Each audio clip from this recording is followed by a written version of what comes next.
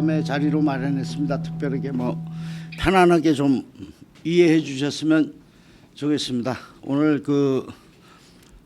제가 간담회라는 이름으로 우리 언론인들을 모신 이유는 그렇습니다.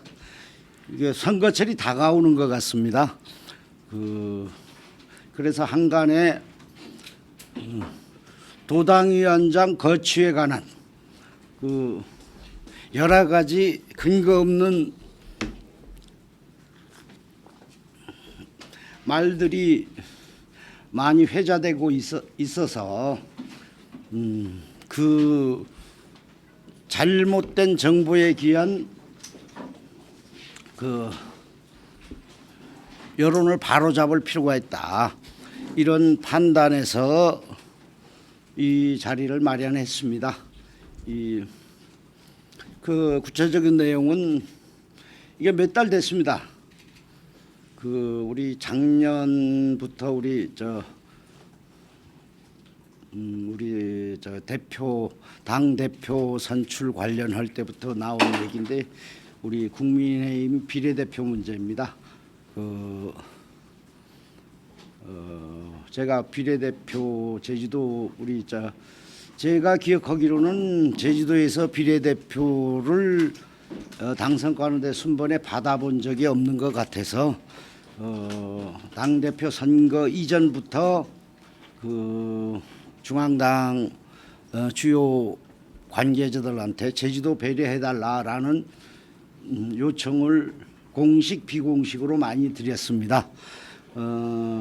그러다가 당대표 선거를 앞두고 유세하는 과정에서도 우리 대표님께서 제주도의 비례대표를 배정하는 것을 고려하겠다라는 취지로 유세 시에 말씀이 있었던 걸로 알고 있고요. 그러다 보니까 제일 먼저 비례대표 제주 지역에 달라는 말을 꺼낸 사람이 본인입니다.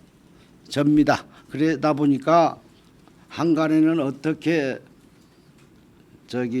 말들이 돌고 있느냐 하면 제가 들은 바에 의하면 허용진이가 비례대표 받을 것이다. 비례대표 또는 비례대표를 하려고 활동하고 있다. 이런 취지로 잘못된 말들이 많이 돌아 있어서 결국 우리 국민의힘 제주도당에 상당한 부담이 되고 있습니다.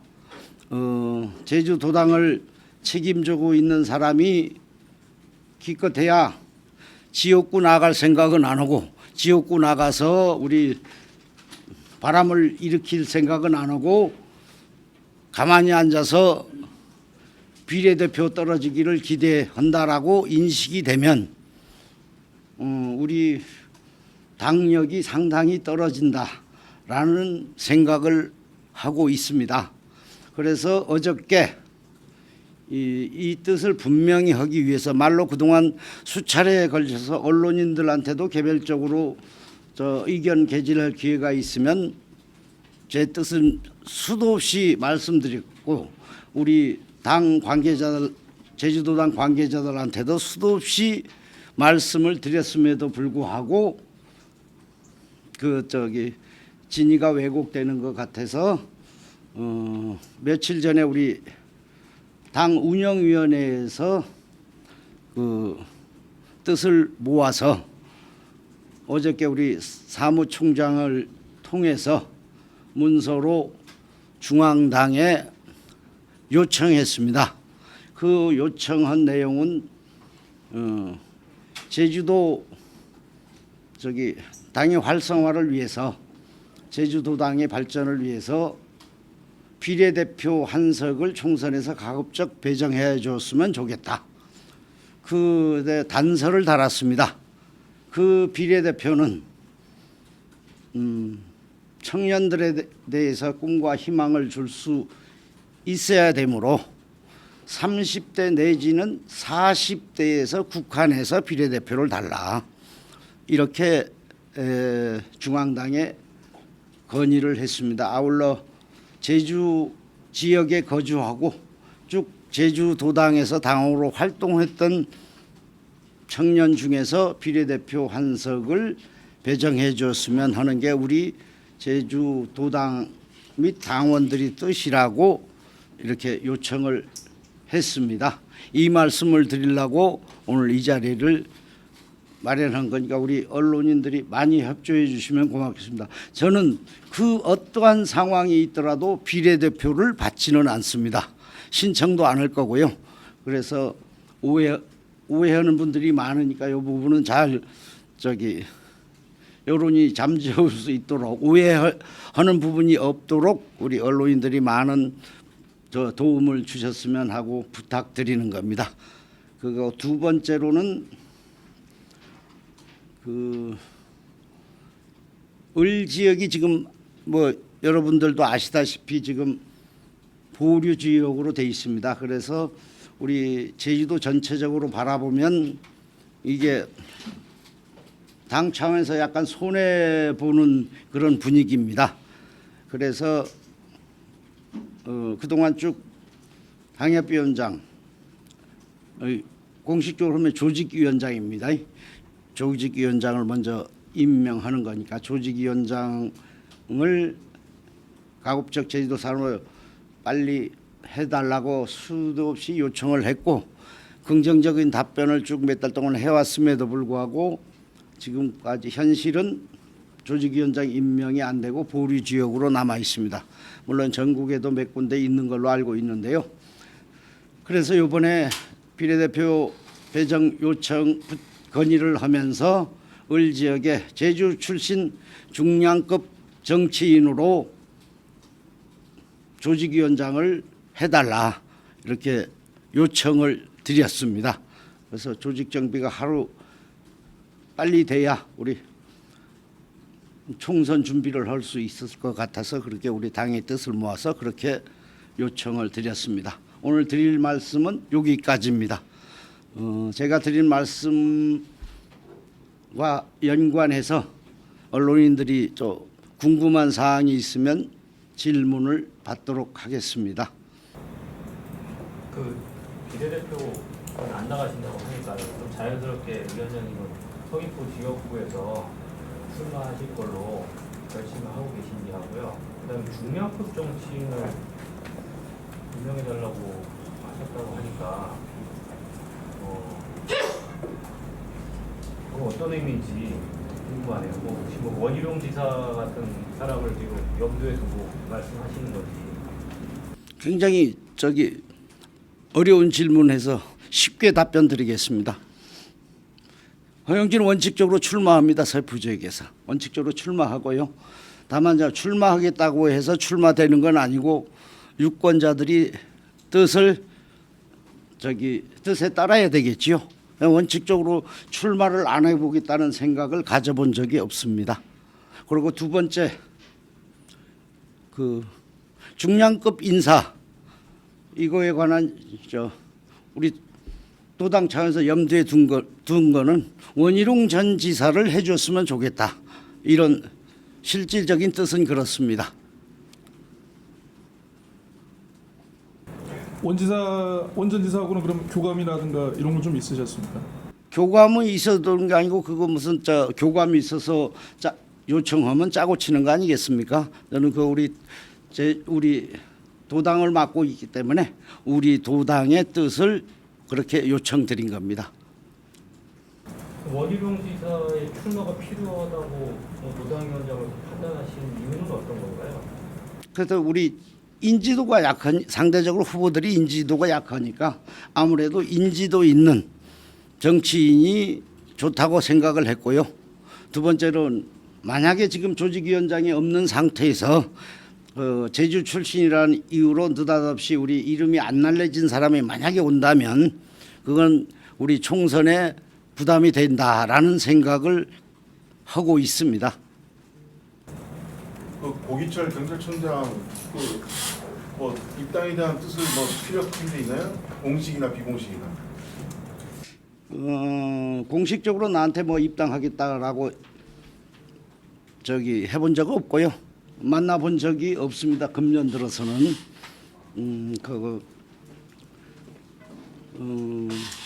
작년에는 만났죠.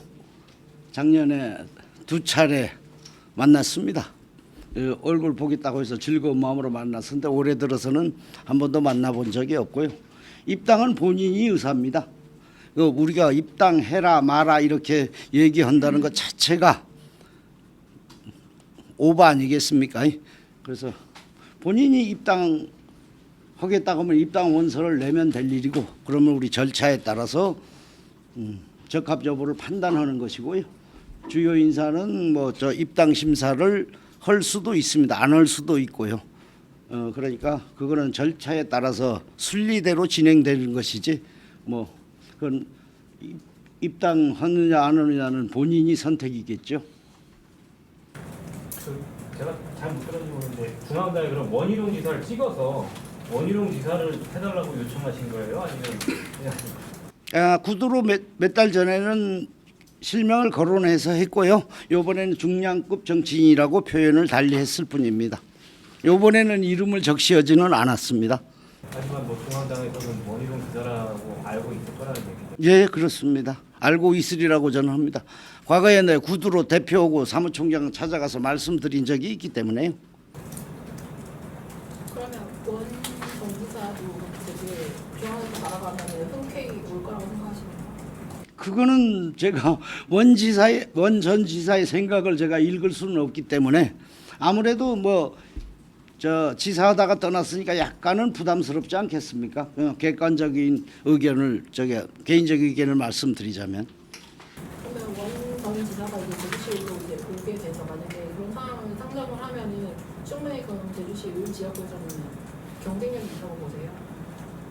그럼 와서 어떻게 하느냐에 따른 행보를, 정치적 행보를, 선거 준비를 어떻게 하느냐에 따른 것이지, 그게 뭐 현 단계에서 경쟁력 있다 없다 제 개인적으로 단정하기는 참 어려운 문제 아니겠습니까? 다만 전체적으로 제주도에서였고 전체적으로는 다소 지금 현 상태보다는 도움이 된다라는 개인적인 생각을 갖고 있습니다. 출마 선언을 출마 선언을 하면은 비례대표 그 소문이 불식될 거라고 봅니다. 그래서 총선 출마 선언을 언제 하실 거예요? 출마 선언은 예비 선거 시작되면서 할 겁니다. 12월 12일인가요? 예, 12일부터 이제 내리 등록하면서 첫날 등록할 거고요. 그날 등록하면서 기자회견을 하는 게 가장 적합하다라고 판단을 하고 있습니다. 뜬금없이 중간에 가서 출마 선언을 하면 좀 이상하지 않을까요? 그래도 기자의 생각은 이번 추석 여론조사에 이름을 올려야 된다. 그러면 상징적으로라도 출마 선언을 해야 되지 않을까요? 언론인 분들한테는 출마한다고 뭐 수시로 말씀을 드렸기 때문에요. 그런 부분은 애로사항이 없을 거라고 알고 있습니다. 제주도에 그럼 청년 당원들은 어느 정도 같나요? 제주도당 청년 당원, 그러니까 비례를 가게 해줬으면 좋겠다는데 그 청년 당원들 층이 좀 많습니까, 수가? 청년 당원 수가 많다 적다라고 이게 객관적 지표가 없으니까 말씀드리기는 참 난감하긴 한데요. 아무리 적어도 한 200명은 되지 않을까요? 책임 당원 기준으로 말씀드리는 겁니다. 그 외에 뭐 일반 당원들 오면은 엄청 많겠지요. 아니 200명은 아니고 훨씬 더 많고 그건 저희가 이제 통계를 내봐야 되는 그러니까. 저희가 10,000명 지금 책임당원이니까 청년들이 굉장히 많답니다. 우리 사무처장 제가 그 네. 자료를 본 적이 없어서 발언을 수정하겠습니다. 죄송합니다. 위원장님, 장동훈 얘기 좀 하겠습니다. 장동훈 전 도의원은 지금 출마를 막고 있다, 막으려고 하고 있다, 이렇게 말씀을 하고 이제 다니고 있는데, 그 장동훈 일단 입당은 안 했지만은 그 부분에 대해서 좀 말씀을 좀. 궁금한 사항을 직설화법으로 여쭤봐 주시면 고맙겠습니다. 도당에서 막고 있다. 도당에서 어떻게 막는다는 거죠? 허용진이가 막고 있다 아니면 뭐 구체적으로 발언을 해도 괜찮습니다. 장동훈 전 의원에 대해서 저 중간에 한간에 말이 많은 건 사실인데요. 우리가 이거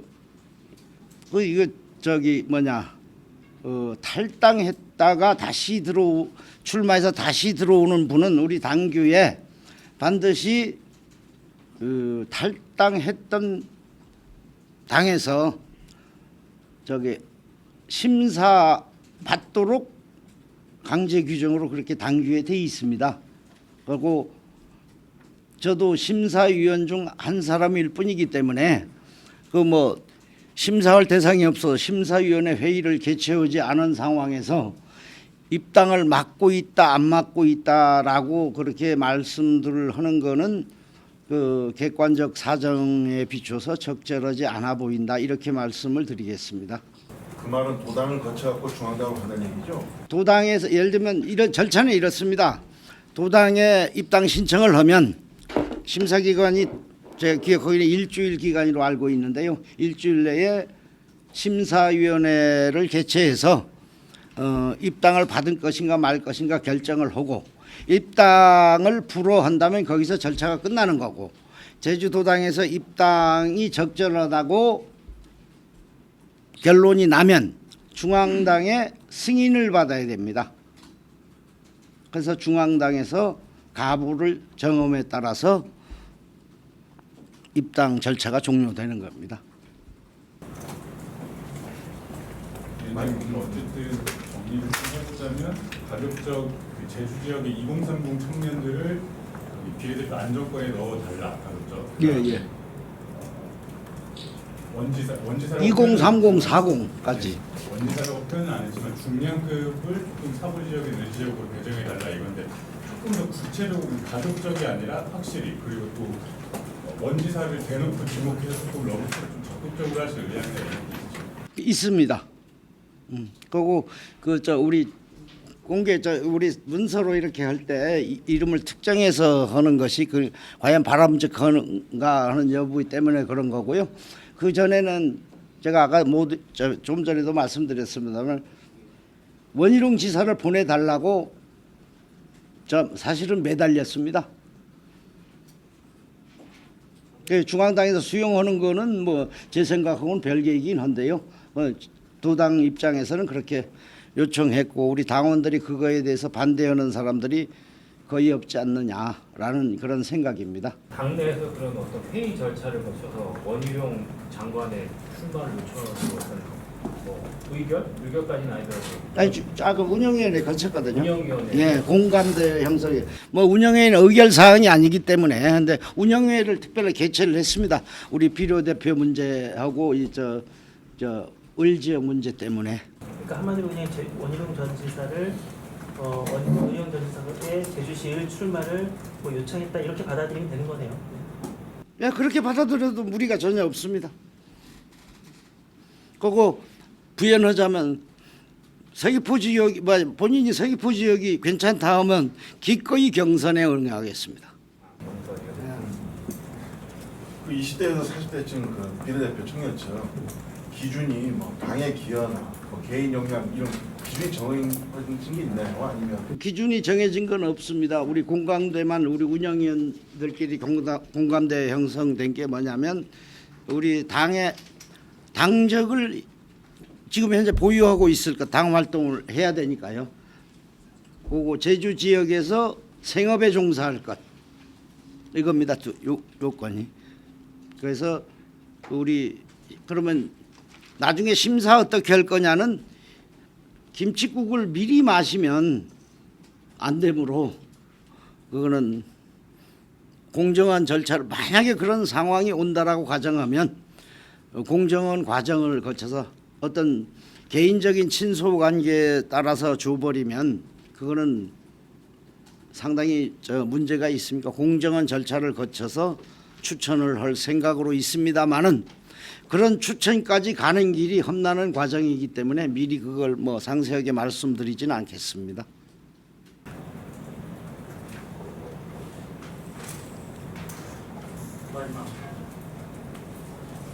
지난 총선 때 회장님은 강경필 후보에 대해서 선거운동 관에 굉장히 비협조적이었다라고 소문이 있고요. 김인철 전 총장이 서귀포 지역구에 나온다면 져서버리겠다는 얘기도 좀 듣고 있는데 왜 그런 거죠? 그분을 데리고 오시면 제가 설명을 해드리고요. 그 당에 입당하지 않은 사람 상대로 이렇다 저렇다 얘기하는 거는 도당위원장으로서 적절한 처신이 아니라고 생각을 합니다.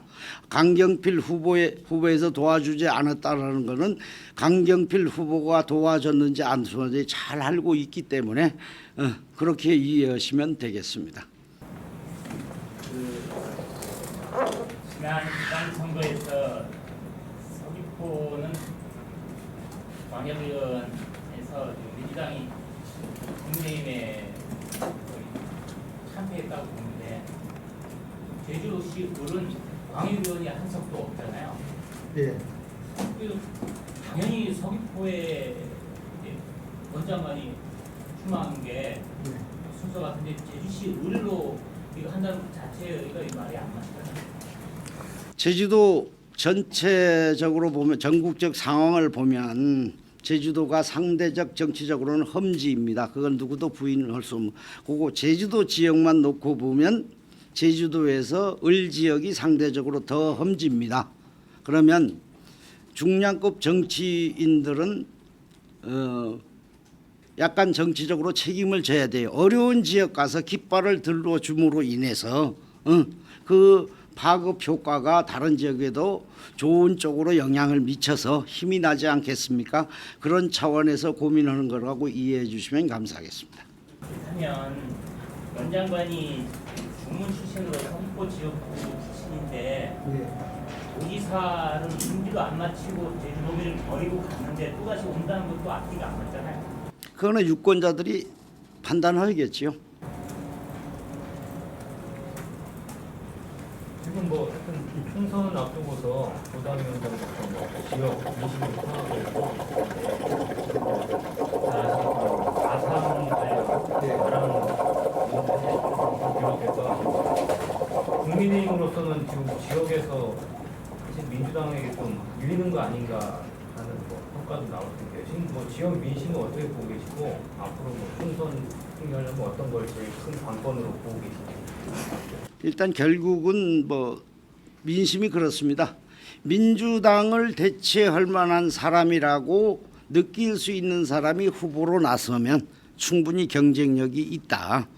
특히 서귀포 지역 같은 경우는 3선이고 그래서 이번은 바꿔야 되지 않느냐라는 여론들이 상당히 많아지고 있습니다. 그렇지만 우리 당은 다소 객관적 지표상 약간이 열세라고 보여집니다. 약간 뭐 큰 차이는 아닌데 약간이 열세인데 그걸 극복하려고 하면은 적합한 후보가 나와서 열심히 노력을 해야 되겠지요.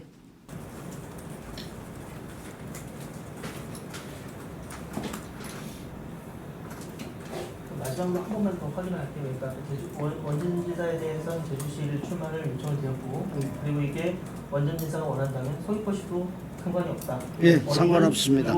저기 도당위원장님은 뭐 당당하게 검사를 임하겠다. 이 예, 말씀이신 거죠? 예, 알겠습니다. 당연합니다. 네, 고맙습니다. 이상으로 뭐 마치겠습니다. 고맙습니다.